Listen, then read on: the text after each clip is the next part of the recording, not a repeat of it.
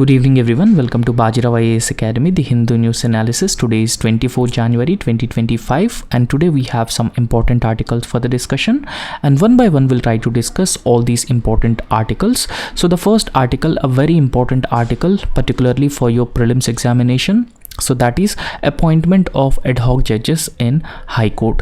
So recently this issue is in news, and apart from that there is a very high chance of asking questions about ad hoc judges in High Court as well as the Supreme Court, and apart from that there may be a chances of asking questions in your mains examination about the ad hoc judges. So therefore it is very important to discuss about the ad hoc judges. Now generally what happened was, on January 21st the Supreme Court has suggested temporarily appointing retired judges on an ad hoc basis, right? So in fact ad hoc basis in the sense that a temporary basis. So those judges who are already retired as the judges of the high courts. Now generally what happens whenever there is a high caseload or pendency of the cases, or the high courts are not able to deliver justice on time, dispose of all these cases or most of the cases.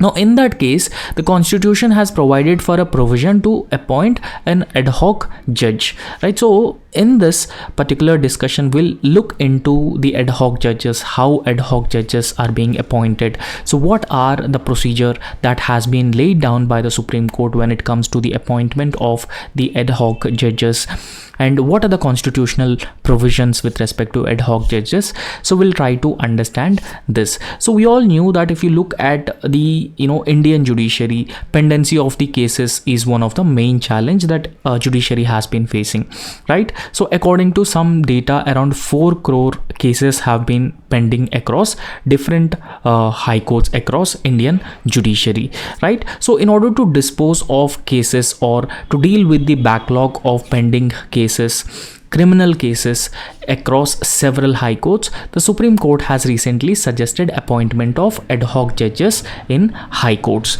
Now in fact Indian Constitution Article 224A, right? So just remember this article, it is very important because whenever a mains question is being asked on ad hoc judges, it is important that you should mention this article. So Article 224A of the Indian Constitution allows Chief Justice of the respective High Court to request a retired judge of the High Court to perform duties as judge again. However, for this it requires permission from the president, right? So with the previous consent of the president, a Chief Justice of a High Court can request the retired judge of the High Court from that particular High Court or any other High Court to function or perform duties as the judge of High Court, right? So this is what the ad hoc judges is as usually about.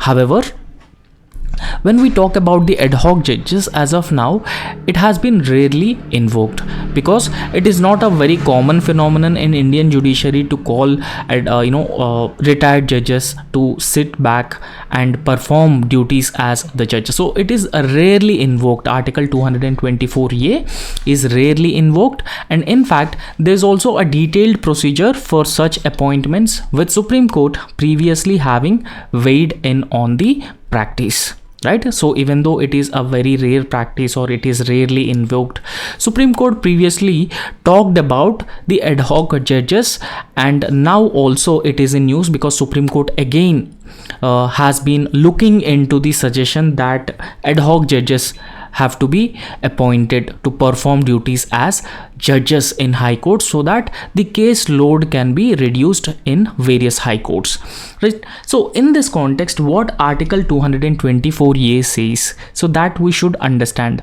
And in fact this article says that appointment of retired judges at sittings of high courts states the Chief Justice of the respective high court of any particular state may at any time with the previous consent of the president request any person who has already served as a judge of that particular high court or any other high court, but now he is retired, to act as a judge of the High Court, to perform duties as the judge of the High Court. So this is what literally Article 224A says.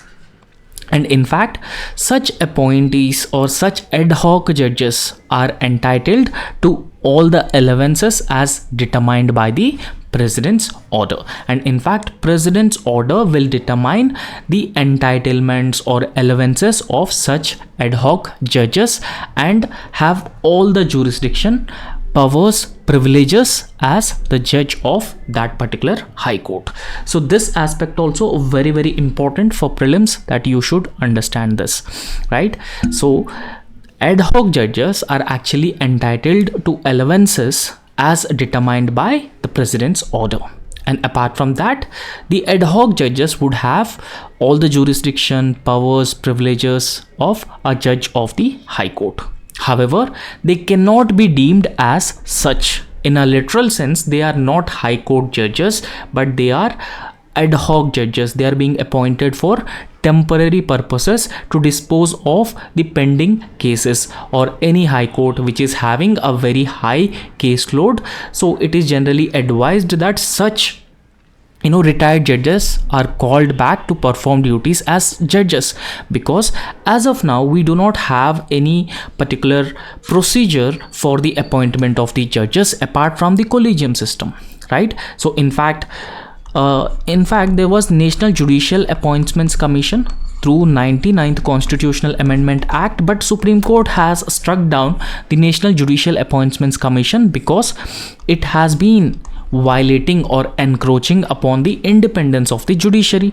Because of that particular reason, the Supreme Court has declared National Judicial Appointments Commission as unconstitutional. But as of now, we have the collegium system of appointing judges, but the collegium system, there is very often a disagreement between the judiciary and the executive, and that has been leading to increasing vacancies, delayed appointments in higher judiciary, and that ultimately led to the increasing pendency of the cases. However, it is very important for the courts, for the judiciary to deliver justice on time without delays, right? So for that particular purpose, the Supreme Court has felt the need of the ad hoc judges appointment. However, the Supreme Court has also provided a detailed procedure, and that can be found in 1998 Memorandum of Procedure for Appointment of High Court Judges. And in fact, it has been prepared following the creation of a collegium system for appointing judges.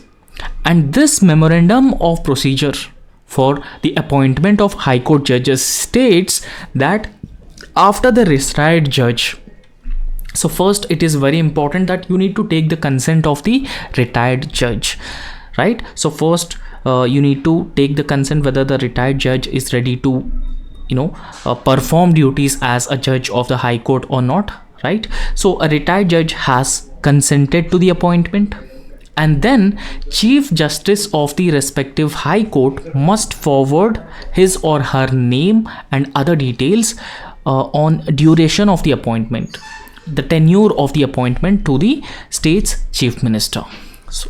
So Chief Justice of the respective High Court forward these details to the state's Chief Minister, and then state's Chief Minister will pass all these recommendations to the Union Law Ministry.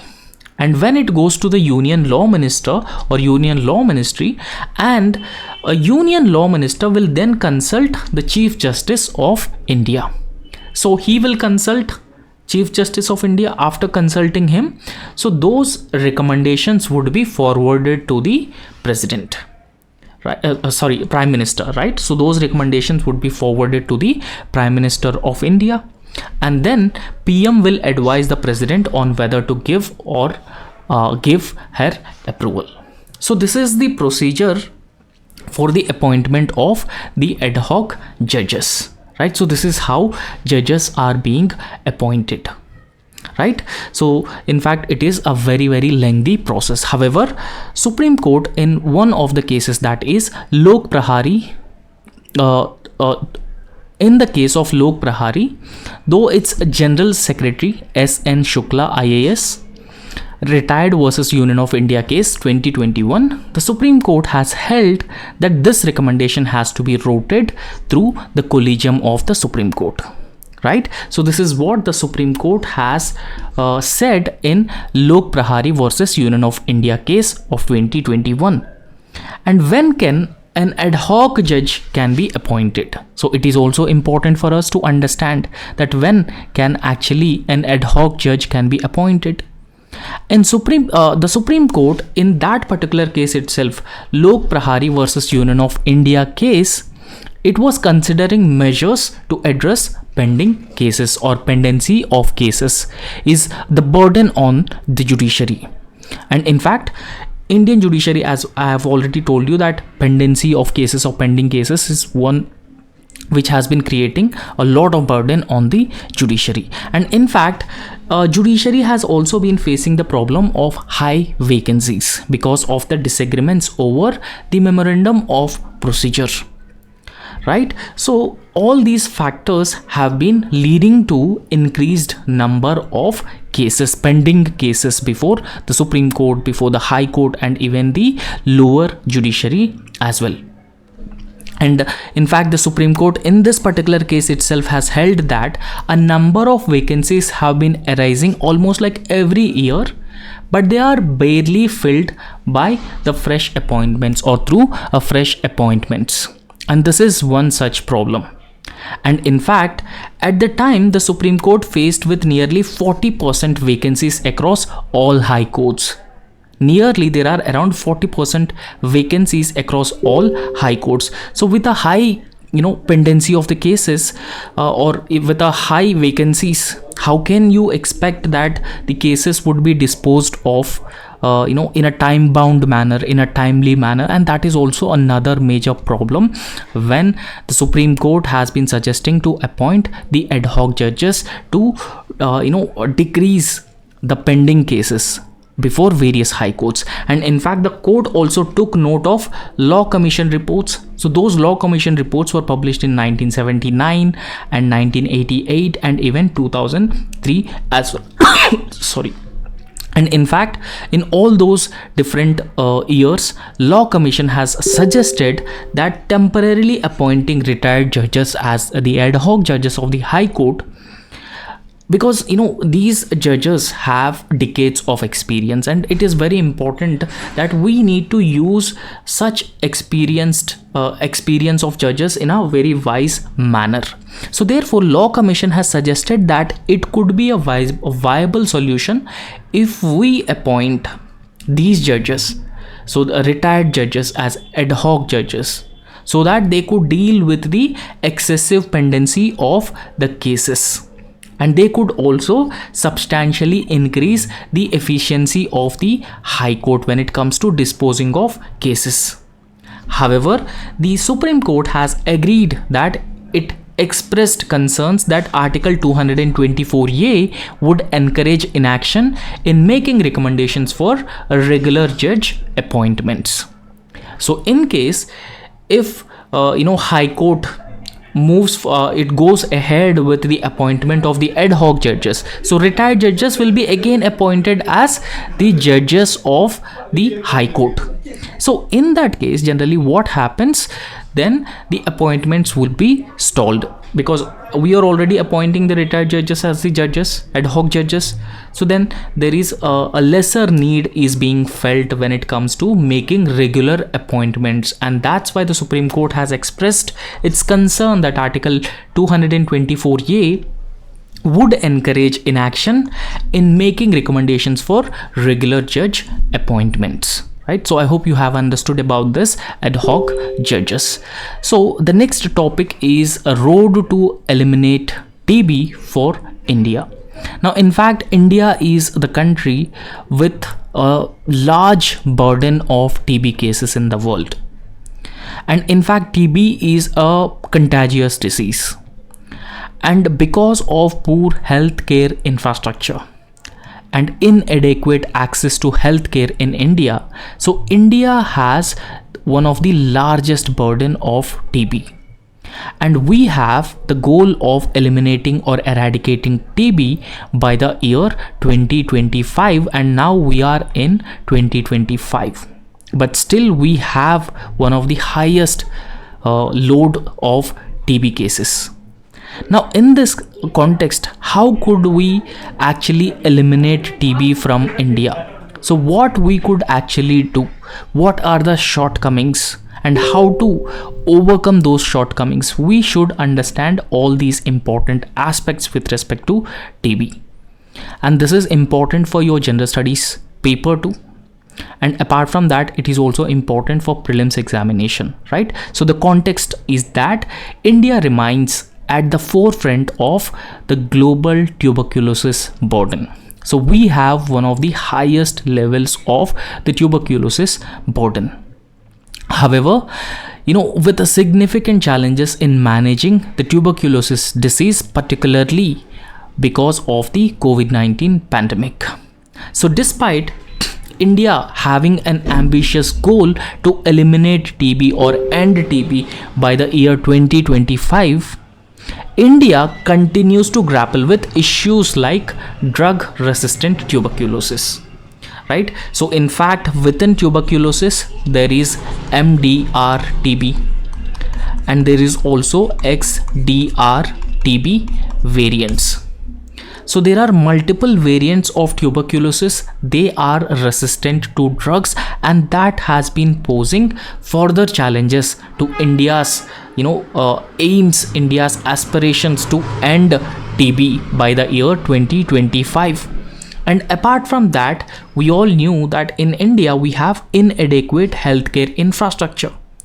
In India, India spends less than 3% of its GDP on healthcare. So that is also another major problem, and we don't have the state of the art and best healthcare infrastructure, and there are also gaps existing in the implementation of National Tuberculosis Elimination Program as well. So even though we have launched National Tuberculosis Elimination Program, so it has not yielded the desired results, right? So that has been indicating that still there are shortcomings when it comes to India's actions or ambitions to eradicate TB, to eliminate TB. Now, what are the challenges that we have been facing when it comes to TB management? So we'll briefly try to understand this aspect as well.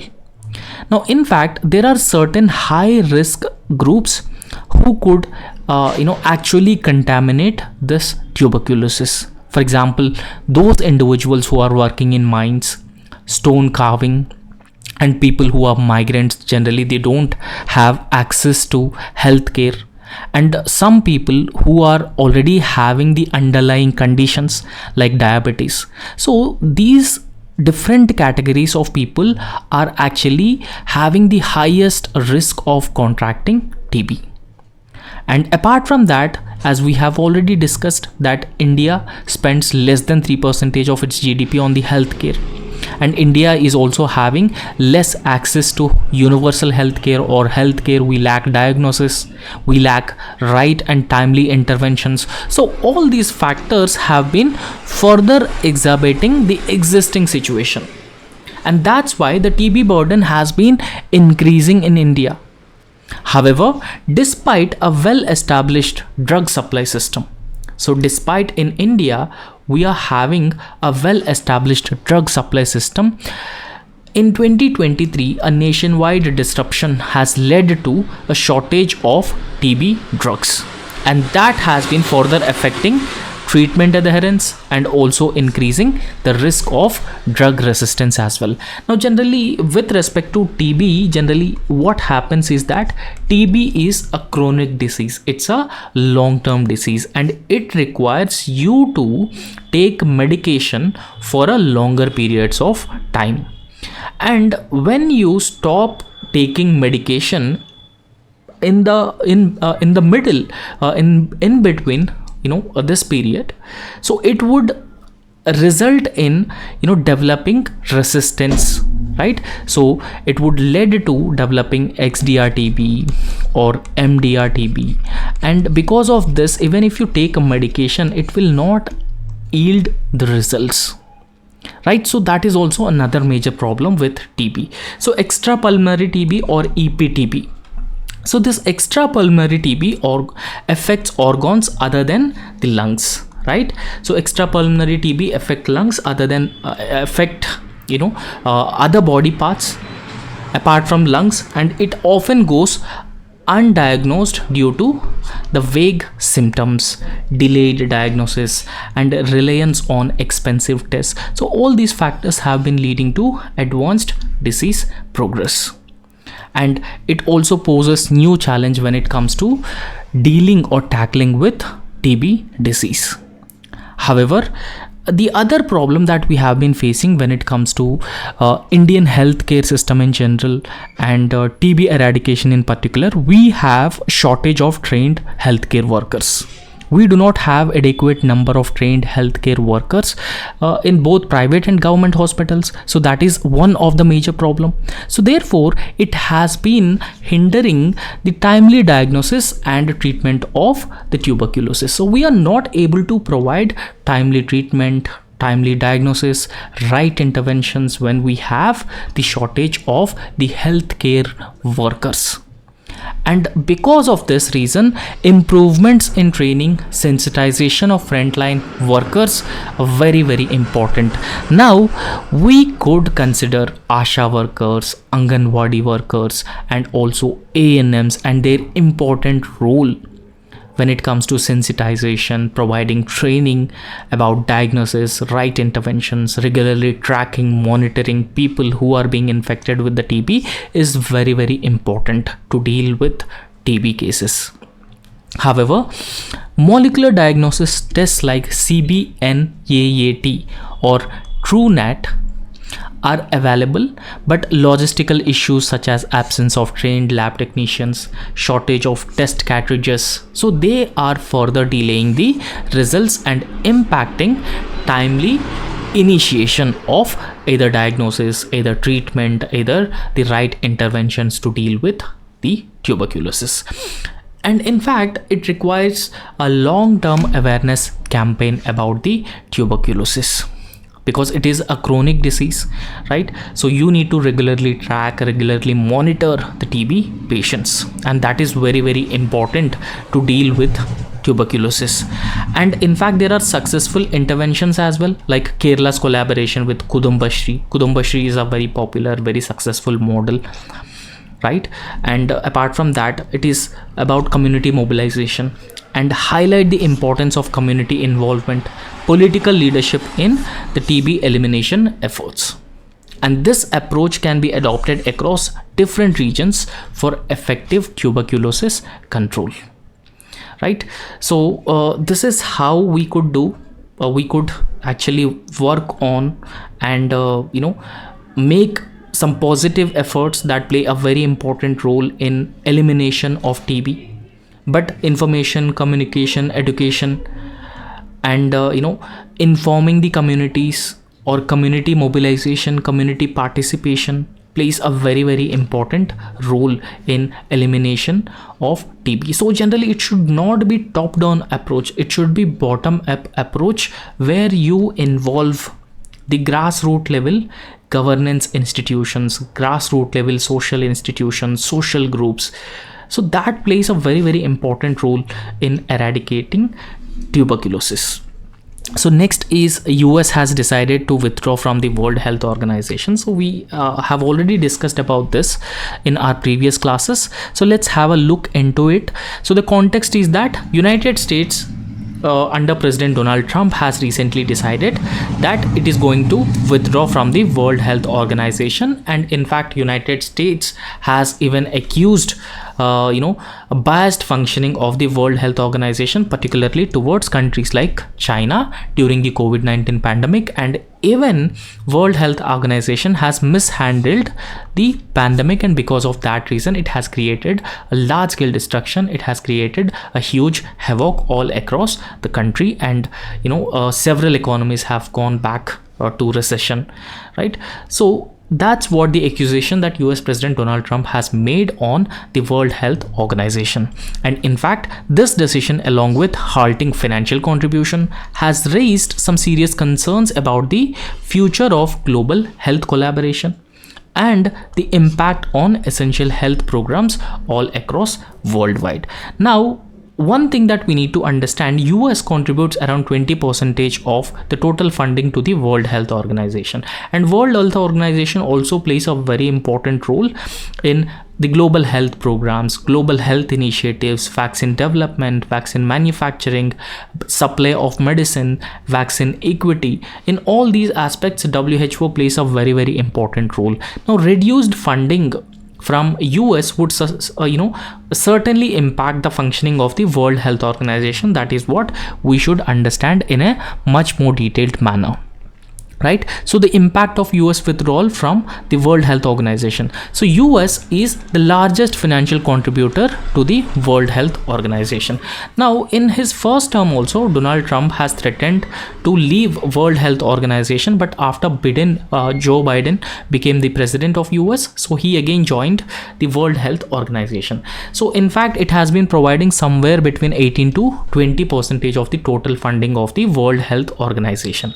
However, so if US withdraws from the World Health Organization, it would have a significant impact on the functioning of World Health Organization, because it has been running several global health programs, and in order to successfully run those health programs, so World Health Organization should be supported by sustained funding. So if it lacks funding, it may not be able to support those global health programs, such as efforts against HIV, AIDS, efforts against tuberculosis, and also WHO fight against infectious diseases as well.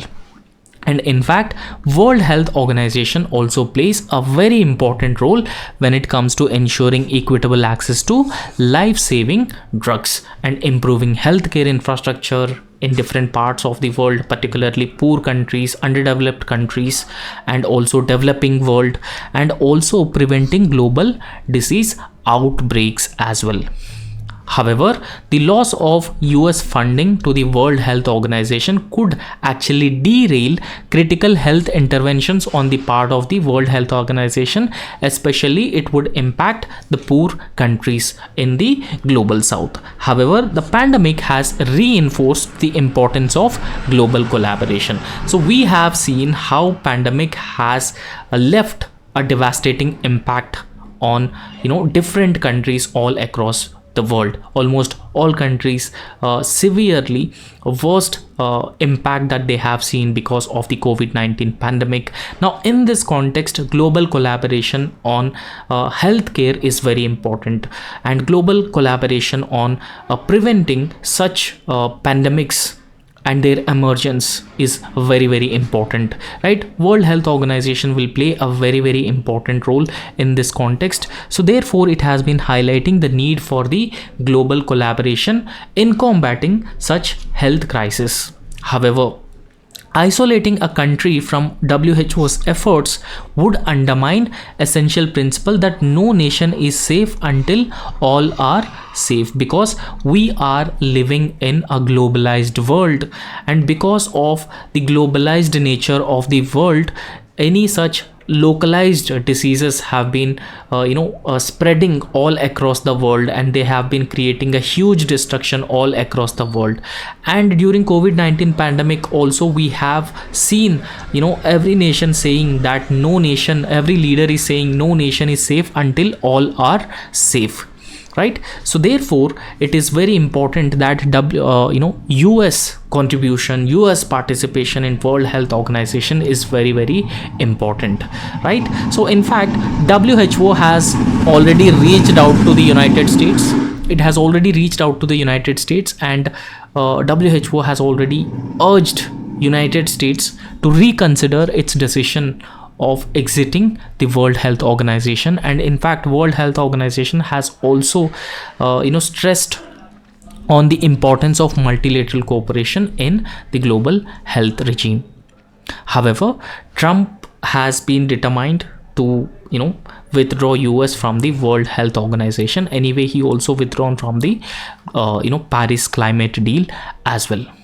However, it is being said that Trump's withdrawal from the WHO has some political considerations, but this move of Donald Trump is being viewed as a short-sighted move by the global community, and in fact it risks hindering the efforts to tackle global health challenges through the collective action. Now, in this context, collective action is very important. Collaboration among the global players is very, very important, right? Particularly in the backdrop of the COVID-19 pandemic.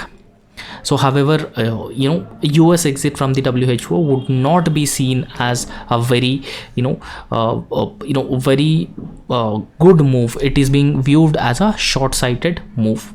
However, despite the strong stance which has been taken by the United States government, there is still hope that change of heart will occur, given the unprecedented nature of global health crisis, and also a need for cooperation in addressing the future pandemics. So it is being expected that Donald Trump again will come back to WHO, and it is also hoped and expected that US would also start collaborating with other countries to deal with the global public health emergencies, and that is very, very important.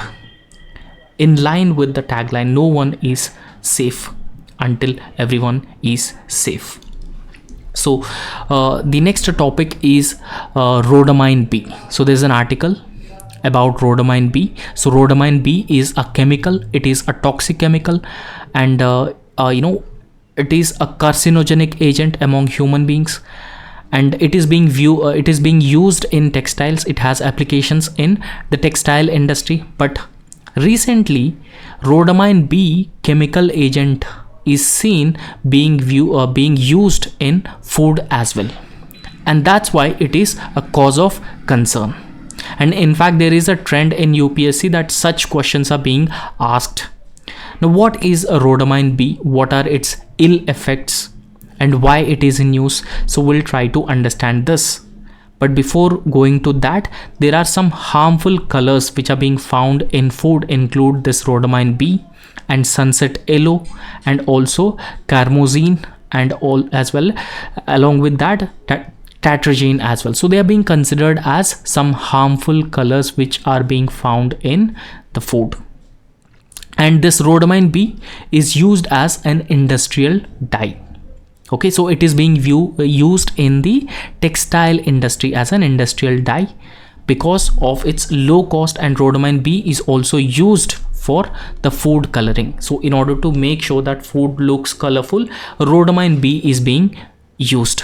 However, the practice of using rhodamine B is illegal, and it has been classified as a potential carcinogen because it has the capacity, it has the potency to change the genetic structure, and it could cause cancers in human beings as well.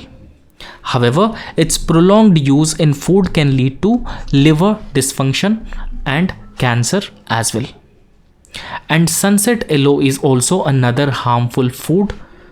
So what is this sunset yellow? It is a synthetic dye, and again it is being illegally used in food and drugs as well. So if this sunset yellow is consumed alone or in combination with any other dyes, or this sunset yellow can cause allergic or pseudo-allergic reactions, and that severe reactions among asthma and other problems. Particularly those patients who are having conditions like asthma. So this sunset yellow would have more aggravating health impact. So apart from that, this carmozine, so this is again a synthetic food dye.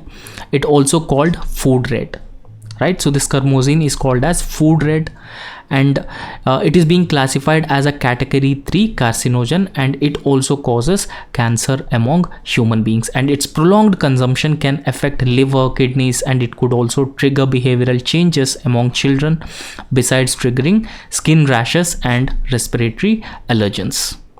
And apart from that, this tartragene, again it is a yellow nitrous derivative compound, and it is being used as a synthetic food coloring chemical.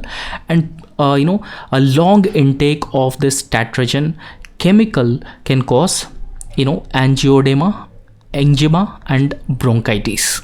Okay, so and it also causes headache, and it affects the thyroid gland and the hormones among the human beings.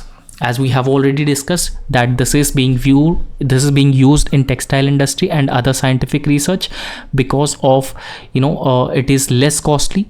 It is being used as a food coloring agent in food products illegally, and that has been having a significant health concerns among the human beings. And rhodamine B is a synthetic dye that is primarily used in textile, paper and leather industry, and it is bright pink in color, and it also used in scientific research due to its fluorescent properties. However, it is being considered as dangerous when used in food products, as studies have linked it to DNA damage, and it also causes potential cancer risk as well. Because rhodamine B has been tested on animals, and that has demonstrated development of tumors in organs like liver, bladder following a prolonged exposure to the dye. So if you regularly consume rhodamine B, or food which contains rhodamine B, so it could causes liver and bladder related tumors. Okay, so this chemical is also considered as toxic for humans, and it can even cause oxidative stress on cells and tissues if ingested. So the next topic is, one interesting remark has been made by Tamil Nadu Chief Minister M.K. Stalin, that Iron Age kicked off in 4th millennium BCE in India, particularly in the state of Tamil Nadu. So we'll just try to understand this aspect as well.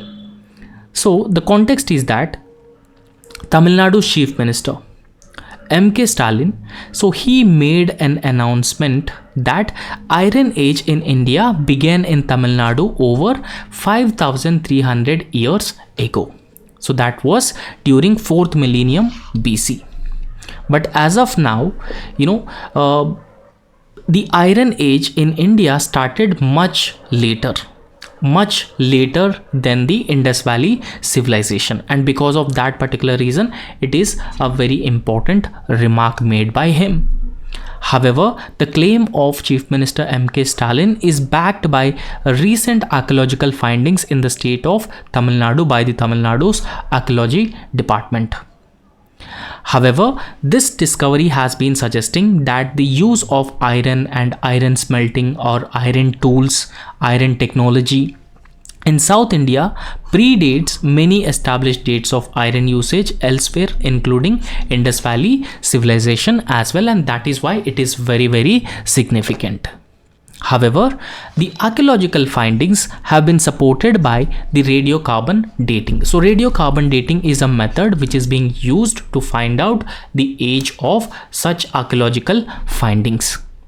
And this radiocarbon dating has been revealing that the iron was used in the state of Tamil Nadu way back in the year 3345 BCE. However, the results have confirmed that iron was introduced in the southern part of India way back in 4th century or 4th millennium BCE. And in fact, it is being expected that these findings would possibly rewrite India's history about the Iron Age, and also showing that Tamil Nadu is the cradle of early iron technology. However, in this context, there are some archaeological sites, and those archaeological sites have provided some important and crucial information regarding Iron Age in India. So the first archaeological site is Sivagalai, so that is in Thoothukudi of Tamil Nadu.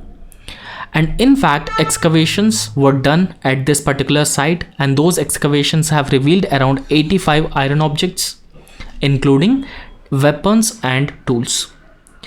And the radiocarbon dating, so this is a method that is being done to find out the age of the archaeological findings or excavations.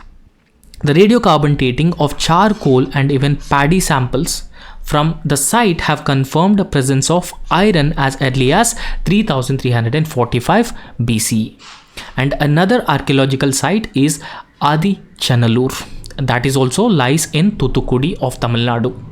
And this is also another very important site where charcoal samples in association with iron objects were dated to around 2300 or 2500 BCE. And apart from that, Mailadumparai in Krishnagiri, Tamil Nadu. So this site has revealed cultural items which are dating back from Microlithic to late medieval period, with iron tools and other relics helping trace introduction of iron to the 2nd millennium BCE.